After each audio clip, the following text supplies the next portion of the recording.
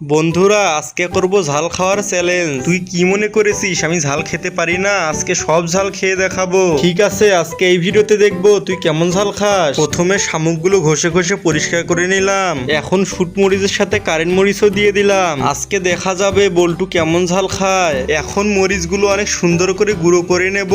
এই তো গুঁড়ো করে নেওয়া শেষ। এখন একটা বাটির মধ্যে তুলে রেখে দেব। এবার শামুকগুলো পাতিলের মধ্যে দিয়ে দিলাম।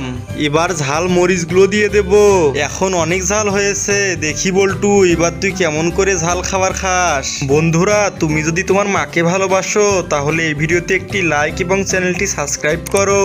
আর তুমি কোন ক্লাসে পড়ো তা কমেন্ট করে জানাও। বল্টু এই দেখ রান্না পুরোপুরি হয়ে গেছে দে আমি সবগুলোই খাবো।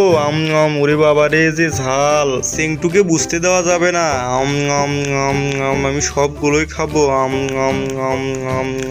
আমি তো ঘেমেই যাচ্ছি, তাও খাবো। ওরে বাবা রে অনেক ঝাল। আমার মুখ তো জ্বলেই গেল।